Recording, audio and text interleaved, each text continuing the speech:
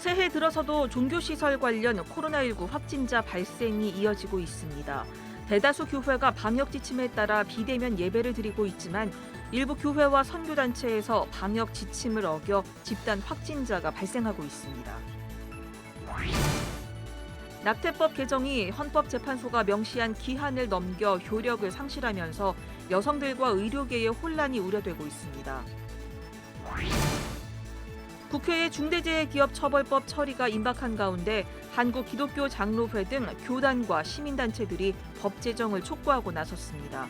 이들은 산재 사망이 끊이지 않고 있는 현실에서 중대재해기업처벌법 통과가 절실하다며 한국교회에 관심을 촉구했습니다. 최근 한파주의보가 발령되는 등 매서운 추위가 이어지는 가운데 경기도 안양의 유쾌한 공동체는 거리 노숙인들을 돌보고 있습니다. 현장을 취재했습니다. 여러분 안녕하십니까? CBS 뉴스입니다. 새해 들어서도 종교시설 관련 코로나19 확진자 발생이 이어지고 있습니다. 대다수 교회가 방역 지침에 따라 비대면 예배를 드리고 있지만 일부 교회와 선교단체가 방역 지침을 어겨 집단 확진자가 발생하고 있습니다. 송주열 기자의 보도입니다. 최근 종교시설 관련 코로나19 집단 감염의 고리로 이단성 논란을 빚고 있는 인터콥 BTJ 열방센터가 꼽히고 있습니다. 인터콥은 지난해 10월과 11월에 두 차례 경북 상주시 BTJ 열방센터에서 수천 명이 모인 집회를 연 것으로 알려졌습니다. 인터콥 관계자들은 방역당국의 역학조사에도 비협조적인 태도로 일관해 방역법 위반 혐의로 수차례 고발을 당하기도 했습니다. 6일 현재 BTJ 열방센터 관련 누적 확진자는 대전과 청주, 원주, 울산 등 지역 감염으로 확산돼 누적 확진자가 400명을 넘어섰습니다. 경기도 용인시 수지산성교회에서도 집단 확진자가 발생했습니다. 수지산성교회는 지난해 12월 23일 저녁 방역 지침을 어기고 재롱잔치를 벌였고 6일 현재 누적 확진자는 123명에 달합니다. 용인시는 방역법을 위반한 교회에 집합 금지 명령을 내리는 한편 고발 조치와 구상권을 청구했습니다. 시는 12월 23일 19시경 재롱잔치를 마스크 없이 하는 등 종교시설 주관의 각종 대면 모임 활동 및 행사 금지 명령을 위반한 사실이 역학조사 결과 확인되어 1월 3일부터 1월 17일까지 15일간 집합 금지 행정명령을 발령했고 감염병 예방 및 관리에 관한 법률에 따라 가태료와 고발 조치할 계획입니다. 방역당국은 6일 기준 대구와 경북 지역에서 162명의 교회 관련 누적 확진자가 발생했다고 밝혔습니다. 접촉의 기회를 최소화하는 것이 가장 중요한 부분입니다. 불필요한 어떤 모임이나 그다음에 외출은 가급적이면 삼가해 주시거나 자제해 주시기를 거듭 부탁을 드리겠습니다. 방역법을 위반해 가면서까지 교회발 코로나19 집단 감염의 원인을 제공하는 이유는 뭘까? 교회개혁실천연대는 일부 교회와 선교단체들의 공격적이고 배타적인 신앙이 일종의 신앙의 우월성을 보여주는 영웅주의로 나타나고 있다고 진단했습니다. 인터컵도 마찬가지고 지금 이제 세계로 교회 부산에 여기도 그렇고 본인들이 가지고 있는 그 신앙을 굉장히 신앙의 우월성을 드러내고자 하는 모습으로 어떤 삶의 형태를 만들어가는 거죠. 이런 위험 가운데서도 모였다라고 하는 것에서 오는 만족감, 그다음에 거기에서 오는 자부심, 그런 영웅심 이런 것들이 있거든요. 일부이긴 하지만 교회가 코로나19 집단 감염의 원인을 제공하면서 온라인상에서 교회 혐오 여론도 확산되고 있습니다. 교계 연합 기구들이 좀 더 적극적으로 일선 교회의 방역 지침 준수를 촉구해야 한다는 목소리도 커지고 있습니다. CBS 뉴스 송주열입니다. 낙태법 개정이 헌법재판소가 명시한 기한을 넘기면서 낙태법 일부가 효력을 상실했습니다. 모든 것이 미확정인 입법 공백 상태 속에서 여성들과 의료계의 혼란이 예상되고 있습니다. 보도에 최종우 기자입니다. 낙태법과 관련해 헌법재판소가 지난 2019년 4월 불합치 결정을 내린 후 지난해 말까지 대체 입법 시한을 제시했습니다. 정부는 지난해 10월 낙태죄는 유지하되 임신 14주까지의 낙태를 허용하는 내용의 형법 모자보건법 개정안을 입법 예고했습니다. 하지만 헌법재판소가 명시한 기한을 넘기면서 낙태죄의 일부가 효력을 잃게 됐습니다. 낙태법이 효력을 잃게 되자 일부 여성단체들은 낙태죄가 폐지됐다며 환영했습니다. 그러나 낙태죄는 입법 시한을 넘겨 효력을 상실했을 뿐 폐지된 것이 아니라는 반론도 있습니다. 현재 법이 일부 효력을 상실했기 때문에 입법 공백 상태에 있습니다. 그렇지만 지금 낙태죄 언론에서 일부 나오고 있는데 낙태죄 영원히 안녕 이런 상태가 절대 아닙니다. 그냥 단순히 법이 만들어지지 않은 입법 공백 상태로 어떤 규제도 불가능한 것이고 낙태법에 대한 효력이 상실되면서 입법 공백에 대한 우려의 목소리가 높습니다. 가장 우려되는 것은 여성들과 의료계의 혼란입니다. 낙태 시술을 거부하는 의사들도 있고 낙태 시술을 원하는 의사들도 있을 테니까 의사들도 결정할 수 있는 권한이 있어야 되고 또 일반 낙태 시술을 받고자 하는 환자들 입장에서는 그런 의사들이 생각이 다를 수 있다는 것을 받아들이는 분도 있을 수 있고 받아들이지 못하는 분도 있을 수 있고 그런 정리되지 않은 것들이 있을 수 있고요. 더구나 대한산부인과 학회가 선별적 낙태 거부를 밝힌 상황이어서 혼란은 더욱 가중될 것으로 보입니다.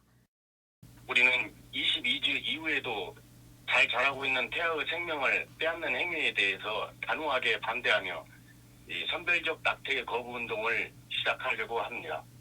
아무 조건 없이 임신한 여성이 자기 결정권을 가지고 요구할 수 있는 낙태는 임신 10주 미만에서만 시행할 것입니다. 약물 낙태와 관련해서도 현 시점에서는 불법이기 때문에 주의가 요구되고 있습니다. 약물 낙태도 이제 허용된 것인가 보다 생각하고 실제 현장에서 문의가 들어오고 있다고 합니다. 근데 약물 낙태는 지금 법적으로 허용된 것이 아닙니다. 아예 논의도 시작이 안 됐고요. 낙태법이 입법 공백 상태에 놓이면서 대체 입법이 마련되기 전까지는 낙태 현장에서의 혼란이 불가피할 것으로 보입니다. CBS 뉴스 최종우입니다. 국회에 중대재해기업처벌법 처리가 임박한 가운데 한국기독교장로회 등 교단과 시민단체들이 법 제정을 촉구하고 나섰습니다. 이들은 산재 사망이 끊이지 않고 있는 현실에서 중대재해기업처벌법 통과가 절실하다며 한국교회의 관심을 촉구했습니다. 이순규 기자의 보도입니다. 매서운 한파가 닥쳤지만 중대재해기업처벌법 처리를 촉구하는 목소리는 더욱 뜨거워지고 있습니다. 국회 정문 앞 도로에는 중대재해기업처벌법 제정을 염원하는 이들의 노숙 농성이 한창입니다. 한국기독교장로회 김은경 부총회장도 지난 3일부터 노숙 농성장에 합류했습니다. 김은경 부총회장은 오는 8일까지 단식하며 중대재해기업처벌법 제정에 힘을 보탤 생각입니다. 노동자들의 이 일들이 특별한 몇 사람, 재수없는 사람에게 일어나는 일이 아니라 우리의 자녀들이 거의 80%가 노동자예요, 우리 국민의. 그래서 그러한 공평과 정의와 사랑이 이 법에 그 정신이 반드시 장착돼야 된다고 생각합니다. 김은경 부총회장은 정부의 기업 눈치 보기로 중대재해기업처벌법이 누더기가 됐다며 온전한 상태의 법 제정이 중요하다고 말했습니다. 법을 만들면서 제대로 된 법을 만들어서 정말 우리 사회가 더 이상 아침에 엄마 다녀올게요 하고 나갔다가 저녁에 돌아오지 않는 자녀들이 없어야 되지 않겠어요? 한국기독교장로회도 성명을 내고 매해 2,000명이 넘는 노동자들이 일터에서 생명을 잃는 등 안전이 보장되지 않고 있다고 말했습니다. 기장총회는 어떤 규모의 사업장이든 어떤 고용 조건이든 모든 노동자가 안전하게 일할 권리를 온전하게 보장해야 한다며 갖가지 유예 조건으로 본래 취지를 퇴색시켜서는 안 된다고 강조했습니다. 대한예수교장로회 통합총회도 중대재해기업처벌법은 노동자들의 죽음을 예방하는 최소한의 안전장치라며 더 이상 우리 사회가 생명을 이혼의 도구로 방치하는 일이 일어나지 않도록 해야 한다고 말했습니다. 예장 통합총회는 정치권은 대형 참사가 터질 때마다 중대재해기업처벌법 제정을 주장해왔지만 정작 이 법안은 단 한 번의 심의도 없이 폐기되어 왔다며 OECD 산재 사망 1위 국가라는 오명을 벗기 위해서라도 법 제정이 온전하게 이루어져야 한다고 촉구했습니다. 평화놀이와 교회개혁 실천연대 성서한국 등 기독시민단체들도 지난달 22일 기자회견을 열어 오는 8일 종료하는 임시국회에서 반드시 법 제정을 해야 한다고 강조했습니다. 한편 대한성공회도 지난달 31일 국회 앞 농성장을 방문해 농성 중인 김용균 청년의 어머니 김미숙 씨 등을 위해 기도하고 중대재해기업처벌법의 제정이 이루어질 수 있도록 힘을 보태겠다고 말했습니다. CBS 뉴스 이승규입니다. 최근 한파주의보가 발령되는 등 매서운 추위가 이어지고 있습니다. 경기도 안양의 유쾌한 공동체는 이 한파 속에서도 노숙인들을 돌보고 있습니다. 오요셉 기자가 취재했습니다. 늦은 밤 안양 시내. 어둠과 추위를 뚫고 거리 노숙인들을 돌보기 위해 유쾌한 공동체 식구들이 길을 나섭니다. 지하 상가와 거리 공터, 야외 화장실을 비롯해 자세히 살펴보지 않으면 지나치기 쉬운 굴다리 밑까지. 차가운 길바닥에서 홀로 밤을 보내는 노숙인들을 찾아 시내 구석구석을 돌아다닙니다. 추위로 늦은 밤까지 잠들지 못하는 이들에게 겨울 침낭과 도시락, 손난로, 마스크 등을 전달합니다. 침낭에 들어가서 자라고 추워서 안 돼. 침낭을 여기다 집어넣어 밑에다 여기다. 집어넣어가지고 여기서 들어가서 주무셔. 아셨죠? 아셨죠? 내일 와서 검사할게요. 갈게요. 주무셔. 사단법인 유쾌한 공동체는 지난 20여 년간 자활 쉼터와 무료 급식소 등을 운영하며 안양 지역 노숙인들을 돌보고 있습니다. 주기적으로 노숙인들을 방문해 관계를 형성하고 긴급 서비스를 제공하는 이른바 노숙인 아웃리치는 가장 중요한 활동 중 하나입니다. 노숙인들이 보호시설과 재활 프로그램 등을 이용할 수 있도록 설득해 궁극적으로 이들이 홀로 설 수 있도록 돕습니다. 특히 기온이 영하로 떨어지는 겨울엔 동사 등 위급 상황이 발생할 위험이 높기 때문에 아웃리치는 수시로 진행됩니다. 응급조치라든지 이런 것들이 늘 필요한 상황들이 있기 때문에 저희가 뭐 밤이라든지 새벽이라든지 이렇게 그분들을 만나고 또 서로 간에 상호 간에 라포를 형성해서 이제는 본인들의 그런 삶의 자리를 다시 돌아갈 수 있도록 그 마음이 위로받고 또 치유받을 수 있도록 이런 활동을 끊임없이 하는 것이 유쾌한 공동체는 거리 노숙인들은 뜻하지 않은 고난 속에 자기 자신을 잃어버린 사람들이라며 부정적인 시선 대신 이들의 상황에 공감하는 마음을 가져달라고 당부했습니다.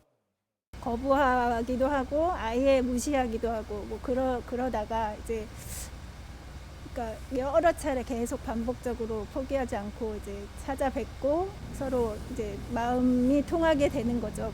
10년 이상 그렇게 거부하시다가 이제 그 쉼터에 입소해서 자활하신 분도 계시고 이 과정이 참 길지만 그래도 그런 뭐 변화되는 과정이 있다는 게 참 감사한 것 같아요. 저마다의 사연과 상처를 가지고 거리로 나온 노숙인들이 마음의 문을 열기란 쉽지 않지만 지속적인 관심과 사랑 속에 조금씩 관계를 형성해 나가고 있습니다. 내가 일을 못해요. 왜냐면은 조금만 무거운 것만 들으면 몸이 굳어가요. 혼자가 편해요.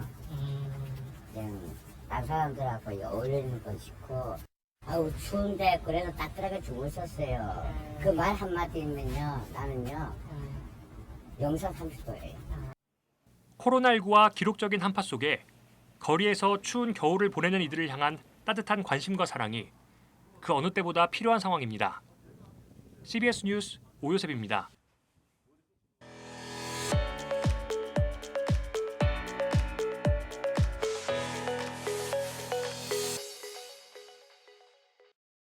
간추린 지역교계 소식입니다. 부산 수영로교회가 대한민국 피로회복 헌혈 캠페인에 참가해 부족한 혈액을 공급하는 데 힘을 보탰습니다. 전주 더운누리교회는 한국에 있는 외국인 유학생들을 돕기 위한 굿윌 센터를 개원했습니다. 수영로교회가 전국 15개 교회의 목회자 모임인 사귐과 섬김에서 진행하는 대한민국 피로회복 헌혈 캠페인에 참가했습니다. 수영로교회 이규현 목사는 이웃을 섬길 방법을 찾다가 이번 캠페인에 동참하게 됐다며 지속적으로 헌혈 문화를 이어가고 싶다고 전했습니다. 예수님께서 우리를 위해서 피를 흘려주셨기에 우리가 피로 말미암아 구원을 얻은 것처럼 우리의 피를 흘림으로 또 피를 나눔으로 인해서 보혈을 생각하고 또 이것을 통해서 많은 이들에게 그리스도의 사랑, 십자가의 피 흘린 사랑이 전해지는 것이 저희들에게 가장 기쁨이요 보람이요. 수영로교회는 10일까지 캠페인을 진행한 뒤 추후 기간을 연장할지에 대해 헌혈원 측과 협의해 결정할 예정입니다. 전주 더온누리교회가 외국인 유학생의 현지 적응을 돕기 위해 구딜센터를 설립하고 안정적인 유학생활 지원에 나서기로 했습니다. 구딜센터 개원 감사 예배에서 더온누리교회 정용비 목사는 코로나로 인해 선교가 막혔지만 하나님이 선교지에 있는 아이들을 보내주심으로 우리를 통해 준비하게 하셨다고 말했습니다. 지금은 외국인들이 굉장히 많이 들어오잖아요. 어떤 의미에서 선교지에 있는 아이들을 하나님께서 우리에게 보내주셨다. 그래서 우리가 선교지에 나가지 않더라도 여기에서 선교사가 되자. 이 아이들을 섬기는 게 선교사들이 하는 일이잖아요. 그 아이들에게 부모가 되어주고 친구가 되어주고. 또 정 목사는 바울과 아볼로가 물을 주고 씨앗을 뿌리면 하나님께서 열매 맺게 하셨듯이 아비오 광장 같은 역사가 이곳에 일어날 것이라고 믿는다고 전했습니다. 성경에 나와 있는 것처럼 바울과 아볼로가 물을 주고 씨앗을 뿌리면 하나님께서 열매 맺게 하시니까 그럴 거라고 믿고 그들에게 예수님의 사랑의 씨를 뿌리는 그런 사역을 하는 거예요. 전북인권선교협의회가 관계자들만 참석한 가운데 신년 할애회를 갖고 희망선언문을 발표했습니다. 전북인권선교협의회장 유병근 목사는 코로나로 인한 누적된 피로감과 깊어가는 상실감에서 우리가 가져야 할 기본은 인내와 배려 그리고 나눔과 사랑이라고 강조했습니다. 유 목사는 2021년은 우리 모두가 베세메스로 가는 두 마리의 암소처럼 회복된 하나님의 말씀을 싣고 가는 한 해가 되길 희망한다고 말했습니다.